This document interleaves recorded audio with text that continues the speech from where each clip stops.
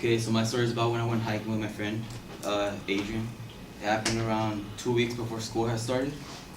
And I remember I texted him, it was on a Wednesday, we went a week after. So I texted him, I told him I wanted to go hiking. The canyon it was Black Star Canyon, I believe. He came to my house, we made sure we had some snacks, some water, and I believe I had a flashlight as well. He didn't bring one, he forgot one, so he used his phone. So we started heading to the canyon. It took around 30 or 40 minutes to get to the canyon. And once we got there, from the parking lot to the actual canyon, it's around 4 miles. So it's a 4 mile walk to get to the actual trail. On the way there, I remember we were just talking about anything that would come up into our heads. I remember he mentioned how his girlfriend didn't want him to go. She searched up the canyon, she said accidents happen at night.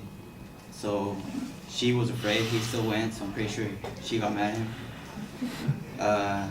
After that, I remember we'd stop at certain points of the canyon so we could take pictures, something that would look creepy, or try to listen to birds chirping or the wind hitting the leaves. But it was quiet, you couldn't hear anything. It was cool, but at the same time it was kind of creepy how it was all just quiet. As we were walking, we finally got to the beginning of the trail. Once you get to the trail, it's just a narrow path going down. As you go down, you finally get to the spots where there's rocks all over.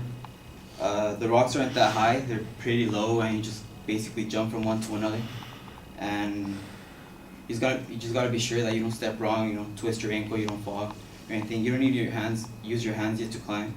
It's just like stairs scattered around, just jumping one to another.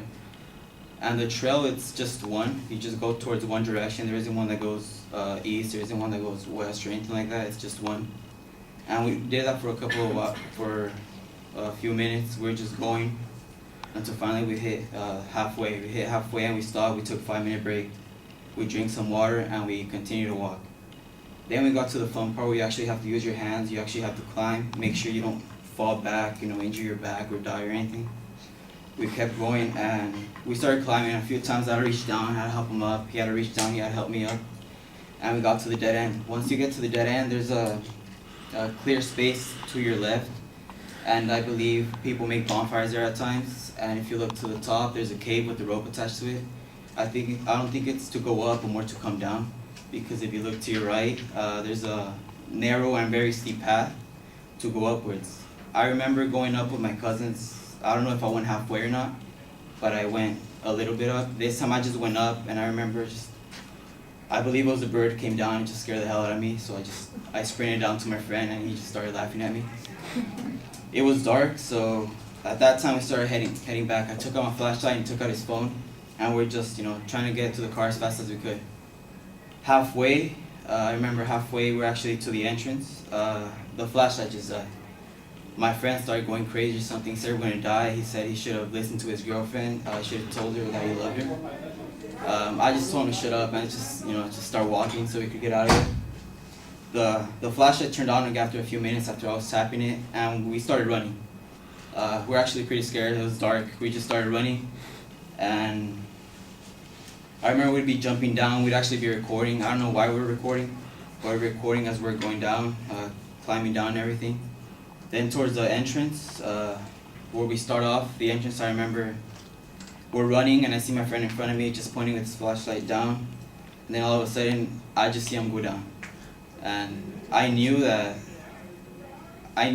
he didn't hit anything or nobody hit him because he was clearly in front of me. Until I picked him up, I asked him if he needed help, I picked him up, and he had twisted his ankle. So luckily it wasn't bad enough where I had to carry him out, because I wouldn't have been able to carry him out. He was much bigger than me and much heavier than me. So he was still able to walk, but he wasn't able to run. Since we're in the front, near to the end, we got out and we started walking. Then we caught up to other hikers, and we stayed behind them for a while. Then we passed them, they stayed behind us for a while. Then they started running. We could see their flashlights, and we saw them running. Then along the way, we'd just see other people going hiking without flashlights, couples going. We weren't sure why they would go that late without a flashlight or anything. So we continued to go, and once we got to the car, I asked him if he wanted me to help him out driving, but he said no, his ankle was fine. We got on the car, he took me home. He dropped me off at my house, and I believe he went to his girlfriend's house. I don't know what happened there, and That's it.